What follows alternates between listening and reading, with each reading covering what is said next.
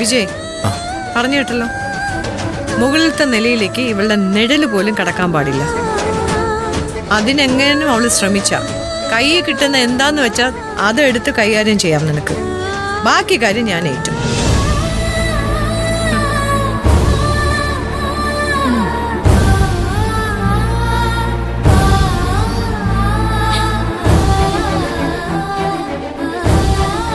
പറഞ്ഞത് കേട്ടല്ലോ. ആന്റി ഒരു കാര്യം പറഞ്ഞാൽ ഈ വീട്ടിൽ പിന്നെ അതിനൊരു മാറ്റമില്ല. പിന്നെ അളിയൻ എഴുന്നേറ്റ് വരുമ്പോ ഇതൊക്കെ ചോദിച്ചുകൊള്ളൂ എന്നുള്ള നിന്റെ വിശ്വാസം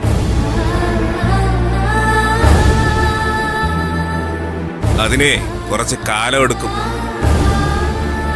കുറച്ചു കാലം അളിയൻ ഈ കിടപ്പ് തന്നെ കിടക്കും. കേട്ടോടി.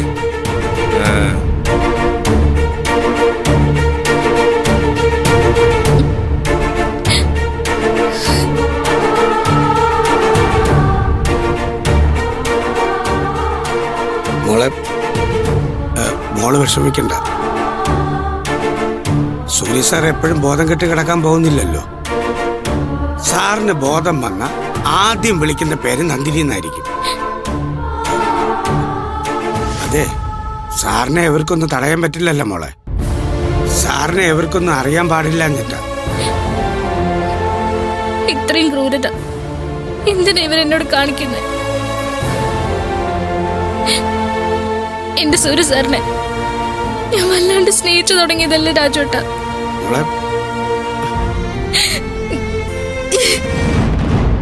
എന്നിട്ടും ഇങ്ങനെയൊക്കെ കാണിക്കാൻ തോന്നുന്നുണ്ടല്ലോ അവർക്ക്.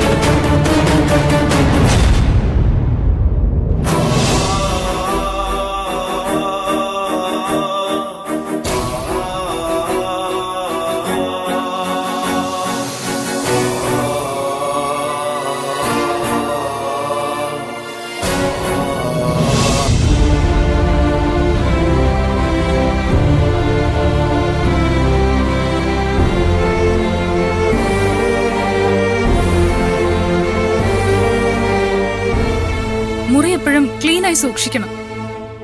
നിത്യേന 2 നേരം ലോഷൻ വെച്ച് തുടയ്ക്കണം. കൂടുതൽ ആളുകള് മുറിയിൽ തങ്ങാതിരിക്കുന്നേ നല്ലത്.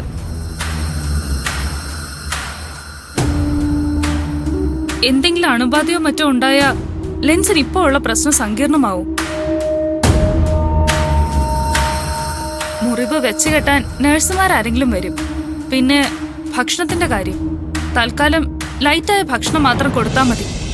പിന്നെ മിനിമം ഒരു 3-4 ദിവസമെങ്കിലും ശക്തമായ വേദനയും ലെൻസിൽ നിന്നുള്ള സമ്മർദ്ദം ഉണ്ടാവും.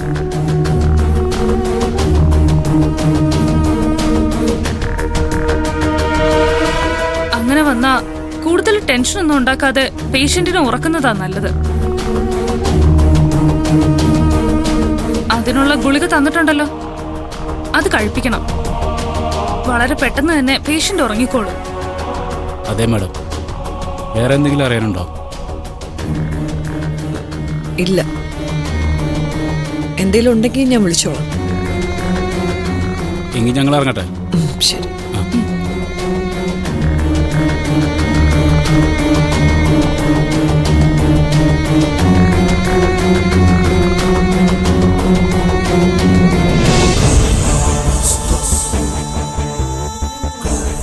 ആരെങ്കിലും ഒരാൾ ഏത് സമയവും ഈ റൂമിൽ ഉണ്ടാവണം.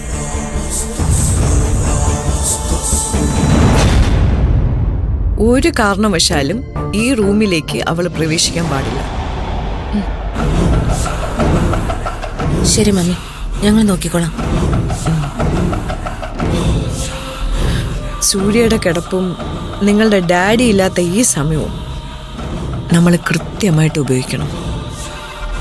ഇത്രയും നാളും നിങ്ങൾ ഒന്നിച്ച് ശ്രമിച്ചിട്ടും അവളെ ഇവിടെ നിന്ന് പുറത്താക്കാൻ പറ്റിയില്ലല്ലോ. ഇതാണ് അവസരം. അവൾ ഇവിടെ നിന്ന് ഇറങ്ങിയേ പറ്റൂ. Correct mummy. ഇതിലും വലിയൊരടി അവൾക്കിനി കൊടുക്കാനില്ല.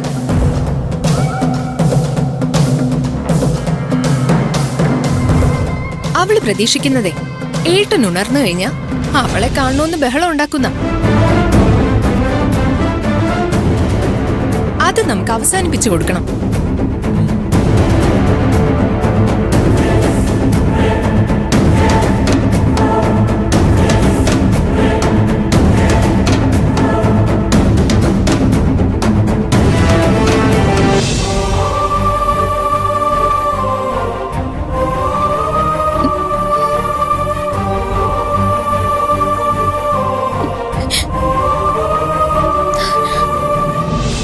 സിസ്റ്റർ, സൂര്യ സാറിന് എങ്ങനെയുണ്ട്? സൂര്യ സാർ ഉണർന്നു കിടക്കാണോ? ഇനി ഒരുപാട് ദിവസം കഴിയോ സാറിന് അസുഖം മാറാൻ? സാറിന് എങ്ങനെയുണ്ട് സിസ്റ്റർ? പേഷ്യന്റിന്റെ അവസ്ഥ കുറച്ച് മോശമാണ്. നിർബന്ധപൂർവം പറഞ്ഞതുകൊണ്ട് ഡിസ്ചാർജ് ചെയ്തെന്നേ ഉള്ളൂ. ഹോസ്പിറ്റലിന്റെ അതേ അവസ്ഥയിൽ തന്നെ ഇവിടെയും നോക്കേണ്ടി വരും. അല്ല, നിങ്ങളാരാ? ഇത് സൂര്യ സാറിന്റെ ഭാര്യയാണ്. എന്നിട്ടാണോ നിങ്ങളിങ്ങനെ മാറി നിൽക്കുന്നത്?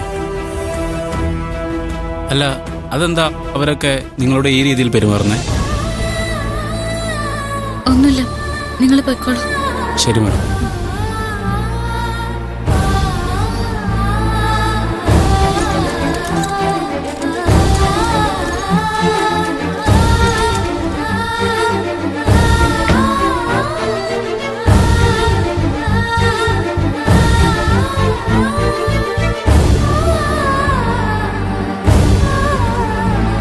മോളെ കൊണ്ടുവന്നവര് എന്റെ ആങ്ങളെയാണ്, എന്റെ മോനാണ്, നോക്കിക്കൊള്ളാം എന്നൊക്കെ പറയും. 2 ദിവസം കഴിയുമ്പോൾ നമുക്ക് കാണാം മോളെ. അതായത് കൂട്ടത്തിലുള്ള ഒരെണ്ണത്തിന് അസുഖം വന്നപ്പോൾ കണ്ടതാണല്ലോ അവരുടെ സ്വഭാവം.